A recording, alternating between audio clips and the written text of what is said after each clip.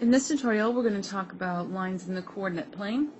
And a coordinate plane is very simply a grid with X and Y. It is what you have been using your entire school career. It's with an X and Y.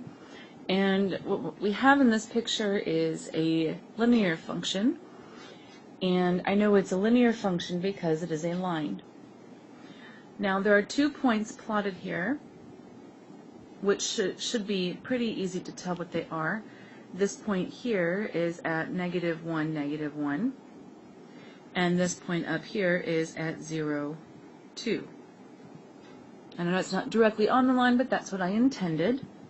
So we have a couple different ways of describing a line, and the first way is called slope-intercept form, which you should already be familiar with. This is y equals mx plus b.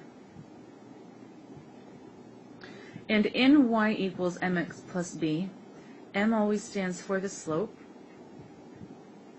and b always stands for the y-intercept. And y-intercept is very simply where this line, this blue line, intercepts the y-axis. So if I were to create a function for this line in particular, I first need to determine my slope, which is rise over run. If you don't remember, we can write that up to the side. If you don't remember this, make sure to write it down. Rise over run, how much I go up over how much I go over. So I'm going to start from the point farthest to the left, and I'm going to see, if I follow the grid lines, how I'm going to get to this next point.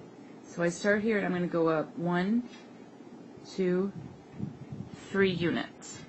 So my rise part here is going to be 3 over, now how much do we need to go to the right? Well, I need to go over 1 unit. So 3 over 1 is my slope. And we need our variable x, and then plus whatever the y-intercept is.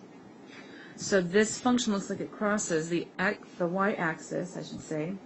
So where this line intersects the blue line, which should be here, right at this point, which is at y equals 2. So in a more cleaned up, simplified version, my slope here, or my equation of this line is y equals 3x plus 2. Just like so.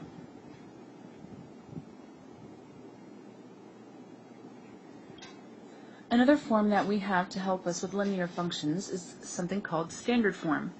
And standard form looks like this. ax plus by equals c. And the reason why this can be helpful is if we happen to get really nice intercepts, and that makes graphing the line very easy. But we really won't see this that much. So let's take a look at an example. We're going to graph the line of 6x plus 3y equals 12. So the way that we do this is we take it in turn. We first want to determine one of the intercepts, either x or y, and it doesn't matter which one. But what I do want to make sure that I do is that I have everything right where I want it to be. So this 6, oh excuse me, I wanted to write that as red. This 6 represents the x-axis because it's right next to the x variable. And the 3 represents the y-intercept because it is right next to the y variable. And 12 is a constant, and it does play a part. So the way that we solve for the x-intercept is by setting y equal to 0. In other words, we want to pretend like that y term isn't even there. So if I take away the y term altogether, I have 6x equals 12. And how would I solve for x here? I would simply divide both sides by 2, or by 6, I'm sorry, and that gives me x equals 2. That means on the x-axis, where x is equal to 2, is an intercept. So I'm going to make that point right here, nice and big and red. Now, in order to find the y-intercept, I'm only interested in the y term, so I'm going to set x equal to 0 and that's just going to give me 3y equals 12. And I'm going to solve this equation the same exact way as I solved before. Divide both sides by 3. And I have y is equal to 4. So up on the y-axis, I'm going to make 4 a point, nice and big and bold.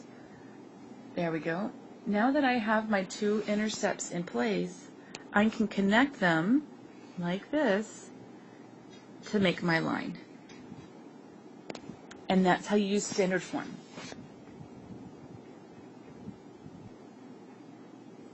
Another form that we have is something called point-slope form, in which we need to know the point and a slope to write. Now, in this form, only the colored variables are going to be substituted. We need the x and the y that are black to keep their place value for those variables when I'm done with my equation. I can't just have a bunch of numbers equal to each other. I have to have something like y equals something x, blah, blah, blah. I can't just have numbers everywhere. So that's why we leave this y and this x all alone. They're not going to be replaced ever. So let's take a look at an example on how to use this. So here's our example. It says, write an equation of the line through the point P, negative 1, 4, with slope 3. Now, since I'm given a slope and a point, it's wise to use point-slope form, because that's what I know. So I color-coded everything exactly how it should be in point-slope form. Now all I have to really do is substitute everything where it belongs.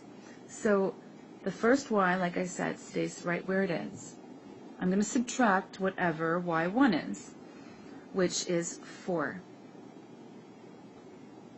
equals, and then my slope, which they said was 3. No solving involved here, which is nice. And then x minus x1. Now, when I write a negative 1 here, please remember that when I subtract a negative, when I've got this business right here, this whole thing becomes a plus. Because when you have two negatives, it makes it a positive. So I'm going to write a plus sign here instead. And that is all I need to do. If I'm writing an equation in point-slope form, I can stop right here. That is my answer. All right, let's take a look at one more example. All right, so here, let's take a look at this example. It says, write an equation of the line through A, negative 2, 3, and B, 1, negative 1. Now, in order to use point-slope form, remember that I need to know a point, which I have two of to choose from, and a slope. But I don't know a slope right now. So can you think of a way to find a slope between 2 points? And if you said slope formula, you would be right. So I'm going to write it out to refresh your memory. And here it is. So now when we use this, we need to make sure that we carefully select our x and y values. So since A is my first coordinate, this is going to be x1, and 3 is going to be y1. And for point B, the 1 is going to be x2, and negative 1 is going to be y2. Alright, so now we just have to plug in to this formula. So y2 is negative 1 minus y1, which is 3. And this is all over x2, which is 1, minus negative 2. And now we're going to clean this up. So negative 1 minus 3 is negative 4. And remember that here I have two negatives, so that means it becomes a plus. Okay, so 1 plus 2 is 3. So negative 4 over 3 is going to be my slope. So I'm going to make sure I make a note of that right now. So this is what m is equal to. Okay. All right. Now we have my slope, and I've got 2 points to choose. And you can choose either point that you like, because they're both on this line. So I'm going to set up my point-slope form. I have y minus y1.